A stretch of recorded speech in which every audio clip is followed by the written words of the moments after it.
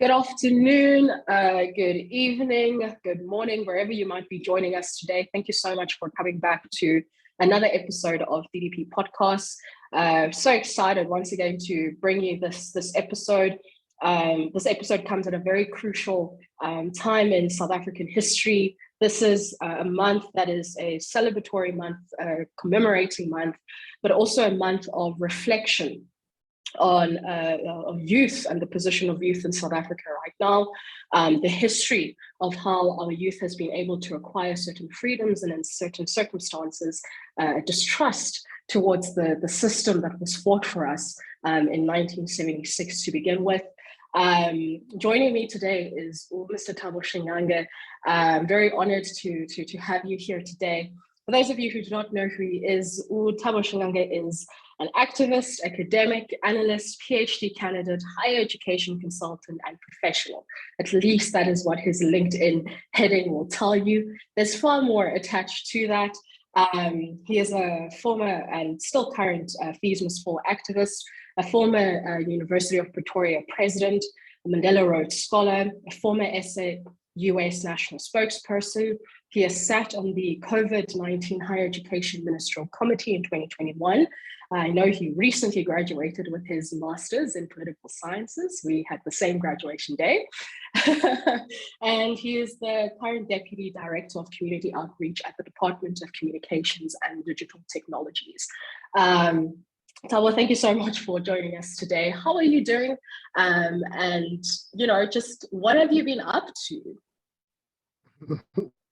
Hi, Yanga. Good morning, good afternoon, good evening to everybody. Of course, depending where you might be watching us from. Thank you very much. I'm truly honored to be invited to form part of this particular podcast, especially as it speaks to something that I think is close to my heart, which is young people. Anything to do with young people, to discuss our futures, our current realities, and so it's something that naturally excites me. So I'm also excited to form part and parcel of this particular conversation, hoping we can have very honest and open conversation in terms of young people. I'm also happy that it's a young person who's inviting me, so I think that just gives it a gist of things. But otherwise, myself, I'm currently just forming part of the working class now. In the country of high youth unemployment, that's an honest privilege. So I've just been really post my graduation trying to, find balance, get into the workplace, get your feet on the ground, and really get your lives pretty much starting up. Yeah. Awesome.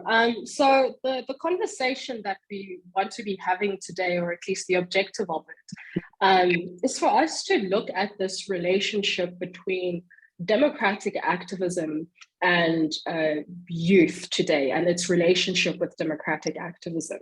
I think the right to vote, exercise influence, and to be treated equally under the law requires a daily commitment from citizens. And in addition to that, social and economic inequalities can fuel citizens' frustrations and spur questions about the viability of democracy to begin with. And in many parts of the world right now, there's the conversation from Europe to the Middle East and back here home that democracy it's waning. And people have got frustrations towards it. But I think here in South Africa, we've got a pretty unique position because of our history and the fact that democratic activism is almost the cornerstone of our constitution. It is what was fought for years. I would even argue since 1652. Even more so than with the apartheid system from 1948, when everything was signed into legislation, right up until 1993. There was a fight for the system. There was a fight for democracy. And that fight for democracy, was speaking to the fact that this should be the solution to the problem that our people are facing. This is the solution to feeling out of society, to having a voice. Democracy has been that, and it has been that in South Africa for 30 years, more or less. And so I think that the question I first want to ask is, what is democratic activism to begin with, for someone who might not even understand this word activism to begin with?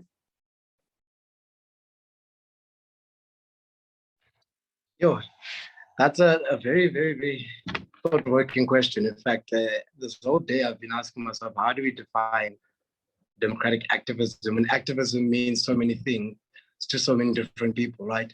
But I think, for me, the whole idea behind democratic activism is being afforded an arena to be able to engage in forms of activism, to be afforded an arena whereby you're not coerced, you're not intimidated, you're allowed, you have the basic liberties to express yourself in whatever way you feel or choose in order to raise about various points of interest to yourself and to society at large. Democratic activism in the sense of South Africa, like you touched on it quite well, to say that, look, our country is founded on some form of, on a principle or on a pillar of activism, right? From as early as, white settler colonialism, Jan van Riebeeck days and so forth, we've always had some aspects of resistance to our politics, of activism, especially when things were not favorable to the majority of the population. And of course, the 90s period has been an interesting era because it ushers in things like apartheid, the violence that comes from the state at that particular point in time. It changed rather the way in which citizens engaged with the state. So the form of activism that we've always strived for, there was a lot of repression coming from the state, a lot of violence coming from the state. And so the whole idea for an open space, the whole idea of the principle of democracy, I think comes about from those experiences, those lived realities, to say that, look, we need a society in which everyone should be treated equally, regardless of your race, regardless of your gender, your sex, your religion, sexual orientation, and so forth. And so I think to develop democratic activism, or the word democratic activism, has been developing throughout time, because even post the time where you get democracy in South Africa, like you said in your 1993, 1994, with your formal elections, one would think that activism would maybe subside in the country now that you've gotten your democracy, right? Whereas quite to the contrary, if anything, we've seen activism go on the rise, you understand? And I think it's pretty much because democracy allows for people to express themselves. So we mustn't confuse the activism protest in a democratic country, widespread protest, as something to shun upon. Quite to the contrary, that I guess that's what the democratic activism of the platform of the arena is affording you to do, to be able to express yourself quite robustly as young people. But of course, it's beginning to change. Democracy, when you think of the word democracy, you tend to think of a very fair system, a very equal system for everybody, whereas, it's still, in the South African case, for instance, not much has changed. In fact, from the years we used to shine upon, apartheid years of colonialism, high levels of unemployment, high levels of people not in school, crime and so forth, high taxes, petrol going up and down, left, right, and center. So basically, this democratic ideal is not yielding that which you thought it was going to yield, which makes activism quite interesting, because when you start off, you're saying that democracy is waning. And my argument is democracy waning, or people to, other forms of democratic freedoms that need to come into play, right? Because I don't want us to shun or to say democracy is waning, and especially as young people, we tend to lose sight, and I might be jumping the gun here, especially when it comes to issues of voting, right to vote as a young person. You must never give up that particular right or downplay its significance, because it was truly fought for years, for centuries, right? But at the same time, I think what's important is other forms of freedoms, economic freedoms, which make the democratic project questionable if they're not yet realized. For a young person today, if you don't have money, you don't have a job, your future is not promising, why am I voting becomes almost a secondary question. Like, why am I voting?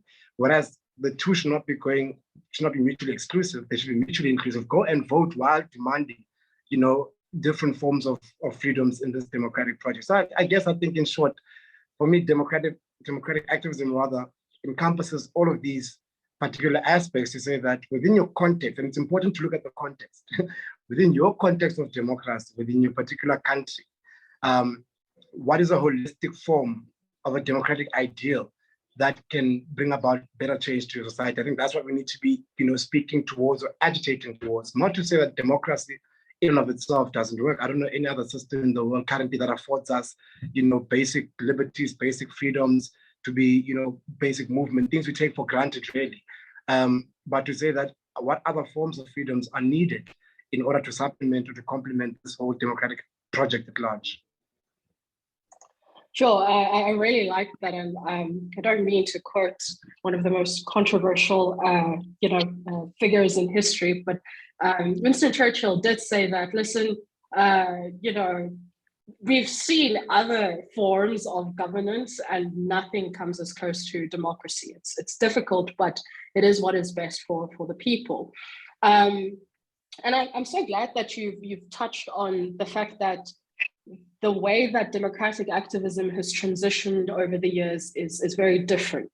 The meaning of democratic activism within an apartheid context, particularly for Black people, would be a bit more different today in what we, in how we would be understanding it. And some might argue that there's a bit of a generational gap in the understandings, or not even necessarily the understandings, but the fruitions of the democratic system. So what we mean by this is, if you think about it from the older generation, what they were fighting for was for democracy as an ideology to be enshrined and in place in our constitution, in our legislation, in the little fine prints, right? And then you have now a new younger generation that says, thank you for that, we appreciate it. But those legislations are not working for us right now. And we need to talk about that. And there's two extreme reactions that have been to that, which is some that are saying, screw this democracy, we need something else because it's not giving us fruition. And yet there's others that are saying, just give it a chance. Maybe the language of expression and the intent still needs time to build from that.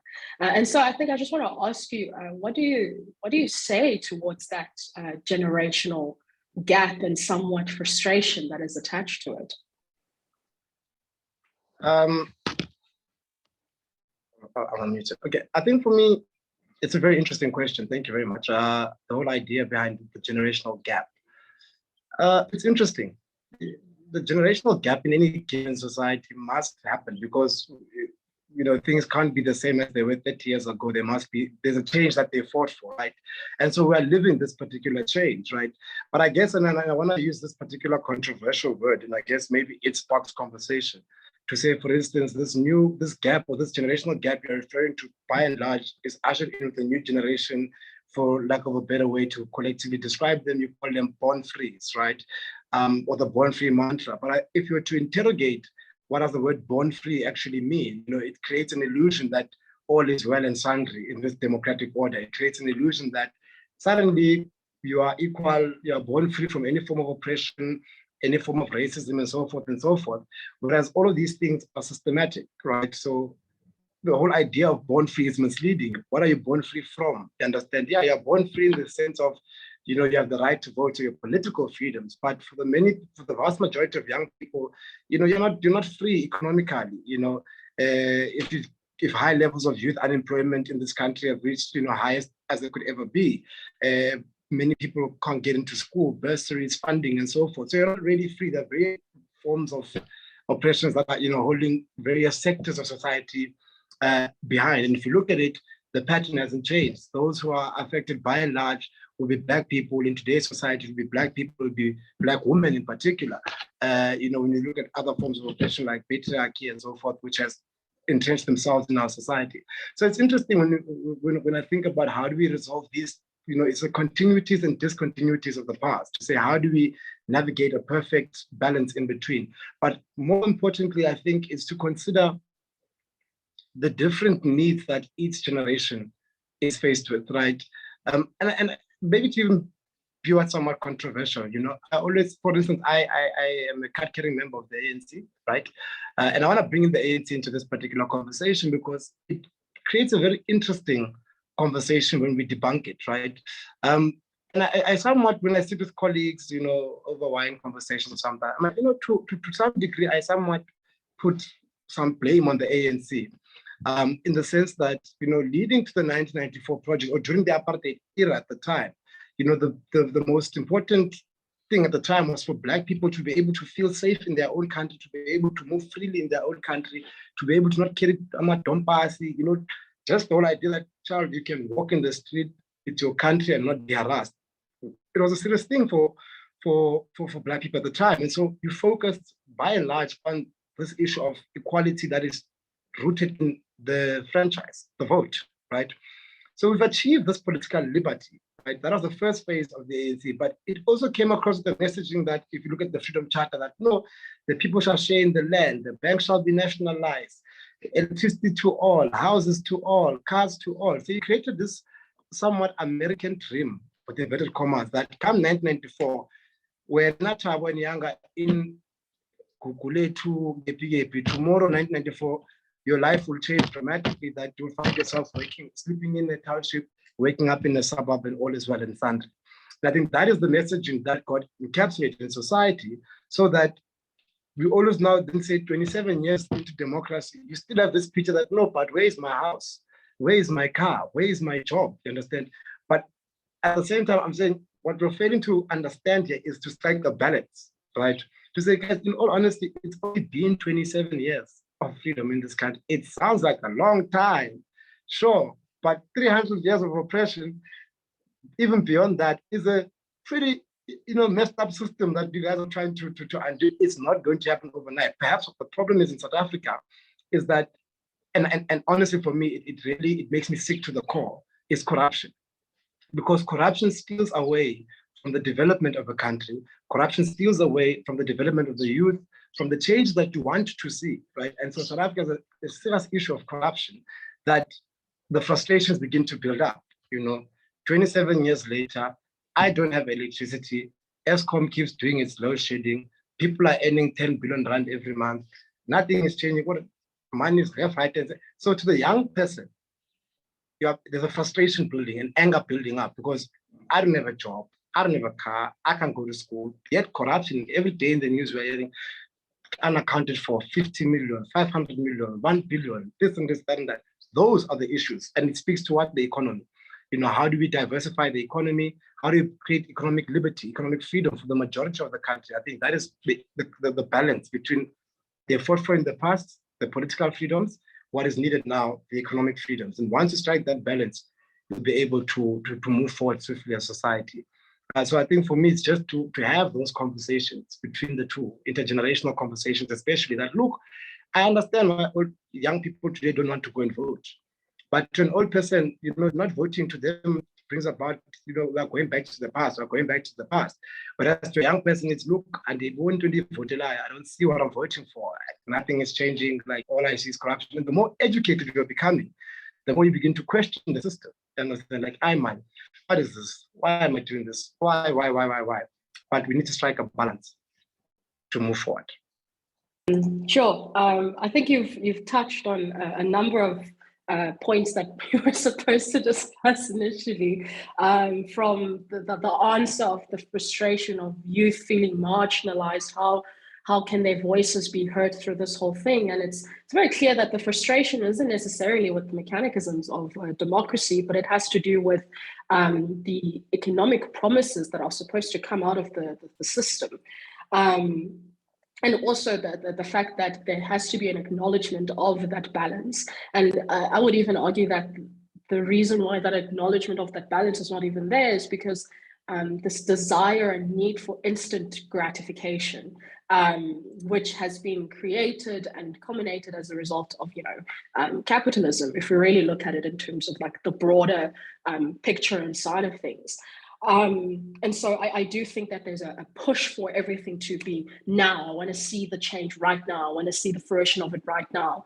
And it's even more ironic to me that when people are comparing, this especially more so comes from opposition side of opposition parties in South Africa, when they're comparing our progress as South Africa in terms of democracy, it's often compared to countries which have had established democracies for hundreds of years, particularly, let's say, America, for example. But even within America, even though they've had that system for hundreds of years, there's still ginormous economic challenges, inequalities.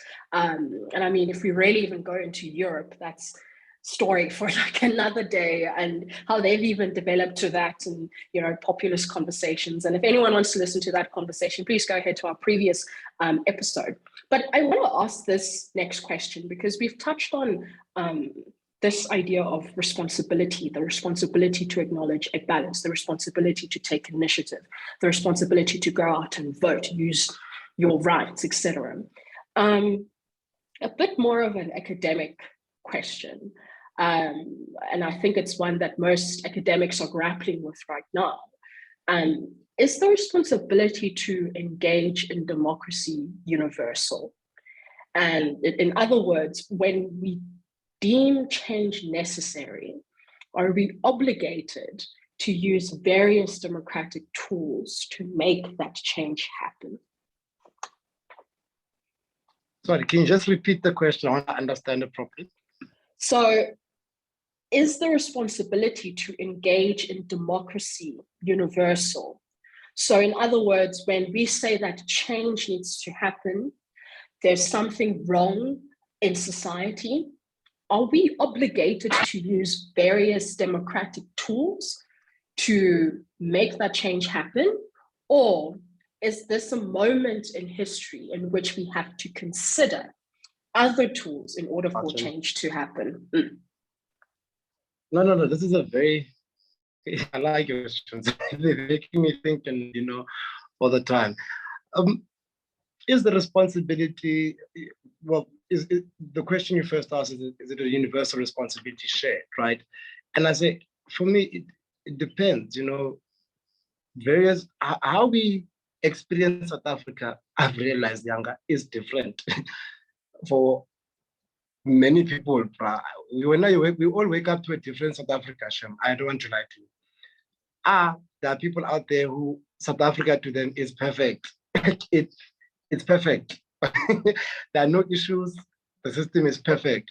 Then there's to the far extreme on the other end. You have South Africa. We cannot live another day under this current order. And so it's interesting when you bring in the question of universal, like, is it a shared responsibility? And I say it's a shared responsibility. How? When our experiences of the country differ according to our material position at the time, right? But is there a universal responsibility to ensure that your future is protected? I say yes, right? However, what means are we using to achieve this? Remember the status quo, the current system as it stands, it benefits the status quo, right? We found a system that is entrenched. You learn this in philosophy. When you are born into a country, there's tacit consent, there's a constitution, there's rules, there's laws, there's order. So the moment you try and challenge or change that system, you will feel the full wrath of the state. Understand? So for instance, you look at things like fees must fall, which created a very critical juncture or a moment in time to say, do we change the system? Do we overhaul the system? But I'm saying the moment you try and change the system will push back. Aggressively so, right? So when you're asking, or are they, sorry, you lost me there. Am I still here? Yes. So the moment you want to change the system using alternative forms, which I always encourage, like you must imagine alternative forms, because how we think of democracy, we're thinking of liberal democracy, Western forms of democracy, and so forth. So in our context, these things all make sense. We want to change, but if the rules that you are saying I must change them with do not work for me, I have to consider alternative forms of engagement. And that is how fees must fall, for instance, comes about. Because for years, you have the same conversation. Fees are too high for students. The cost of education is too expensive. There are formal routes and formal channels that you are supposed to channel these frustrations. A good 15 years or whatever years, that was from 1994 to 2015, 20 years or so. You are channeling the same conversation through the same systems, the same democratic policies, processes, and nothing is changing, nothing is yielding. Hence, alternative forms of engagement came about. The whole idea of students' fees must fall, filling the streets and so forth, to push the state towards a particular direction.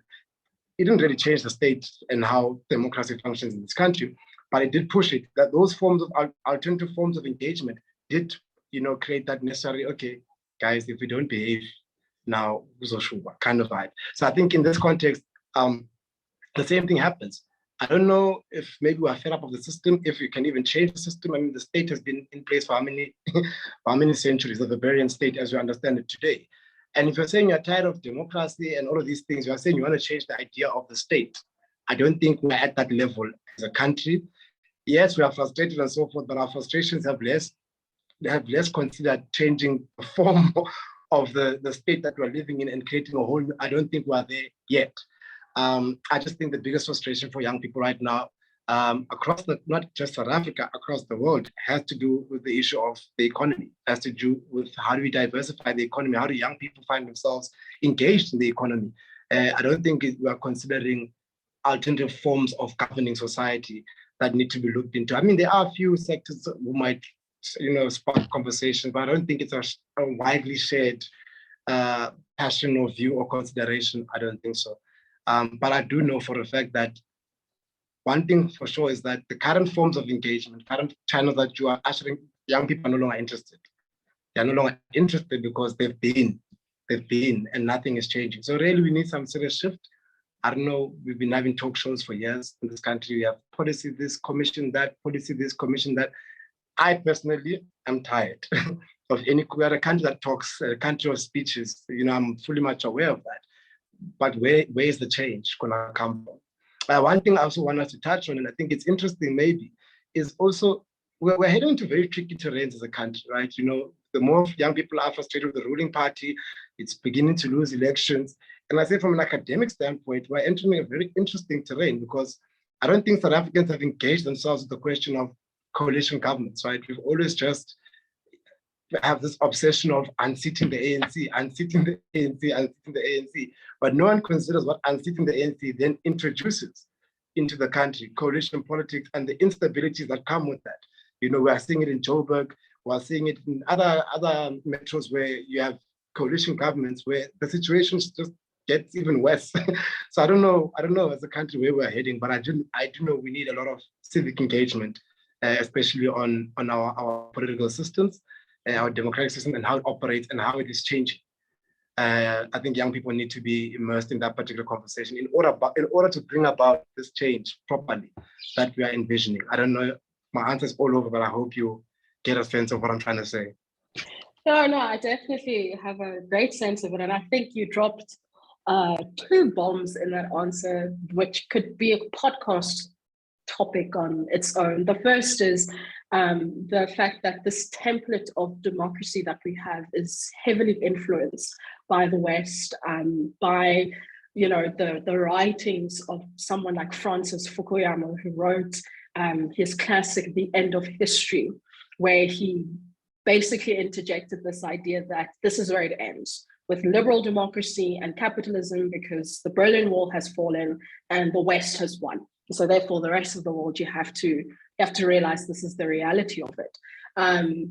Prominent ideas like that have influenced political systems so much that it affects people on the ground level. And I think that then fosters like this conversation that is endless about then what does decolonization look like of democracy, decolonial thoughts regarding that. Is there such a thing of decolonial democracy? And the second point that you had mentioned is essentially this idea of the platforms that exist have frustrated people to no end. And that is what has caused the dissatisfaction, but also that one of, fine, we remove what we've been fighting for such a long time. What else are we supposed to expect? Engagement in coalition politics is very complex and very intense. And if anything that history has proven from like an academic standpoint, coalition politics usually ends up birthing authoritarianism. But that's like kind of like a conversation for like another day. And it would be very interesting to see if whether or not maybe that is the path that South Africa wants to take, right? From coalition politics, the next thing we step into is authoritarianism. But I might be being very dramatic right now, ladies and gentlemen, don't take my word for it. But Thabo, when attracting citizens to participate then in the democratic process, because I think that has been at the heart of this conversation, is the need to participate in the democratic process, where you go and vote, but also have your voice be heard through protests, say what your dissatisfaction is with the system. How can we ensure that our approaches are inclusive and appeal to the most marginalized in our communities, such as children, youth, trans, gender diverse, and immigrants. And I know this is the ultimate existential question that a lot of people are dealing with right now, but how can we make the system appealing again, for people to trust in it again, for them to go participate, essentially?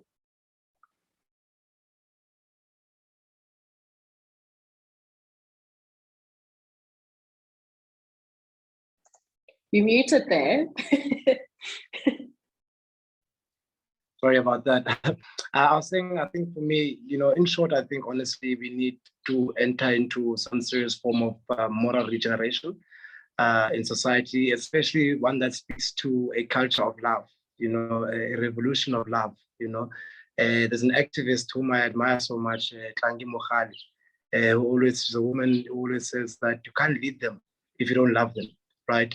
And I think the essence behind that is that I always make this joke that I wish I was a normal student back in my varsity days. I wish I was a normal student. And by that, I meant that person who's just unbothered by anything. There are people on campus, there's a protest, unbothered. She is unbothered. Gender-based violence, unbothered. Life is just so nice for that person. And I just wish I was a normal student.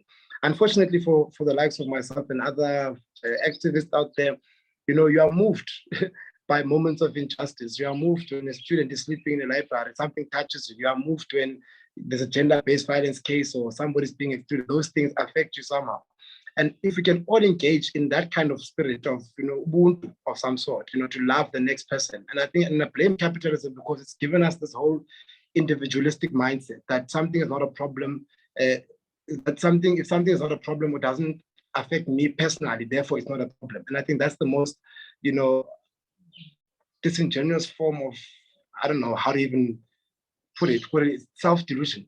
Honestly, it's a privileged position that many people find themselves in, to think something is not a problem because it doesn't affect them personally. And I'm saying that we need to be more conscious as people. We need to introduce, a lot of, our curriculum needs a lot of regeneration to say, how do we morally regenerate society to care about the next person? The moment you care about the next person, you'll be able to, to develop various forms of, I guess, reforms of trust in the system, holding people accountable. Right, we don't even hold people accountable. We are just unbothered. Unbothered. And I think that for me bothers me. No, I get it. I'm not anti-politics. I'm apolitical. That in and of itself is a political position. So I'm saying you need to bother yourself with the next person. I think only then can we really speak about meaningful change. Because so far it's just you only see it as an issue that affects a few. An issue that affects a minority. It's just those ones again. Black people. LGBT people. This. That. But if it bothers you, if you get to a point whereby you see it as wrong for its principle, and you want to engage further on that, I think we'll be able to move differently as society. But I guess it's not something, it's more idealistic. It's not something that is going to happen overnight, or I don't know if it's ever going to happen at all. But I'm saying if there's one thing I'd really want to stress and to echo is the principle of loving one another, loving the next person. And only then will you be able to act in their best interest as well. Right, so I think we can end the conversation right there. I think you concluded it so beautifully. Moral regeneration is the solution to all. If anything you took away from this conversation. But it's much more nuanced than that. Please don't go out and say the only thing we spoke about here was moral regeneration. Thabo, thank you so much for joining us. This was a really wonderful conversation. We look forward to having more conversations like this with you and having you in our DDP network. More conversations like this are going to continue, ladies and gentlemen. We have our political summit coming up on the 14th of July, and we delve into this democracy thing even deeper at that event. All details regarding that will be made available on our social media pages. But until then, Thabo, thank you so much for joining in. Really do appreciate it. And thank you to our listeners for joining in today. Really do appreciate it. We appreciate your support wherever you might be. And maybe continue upholding our democracy and its tenets.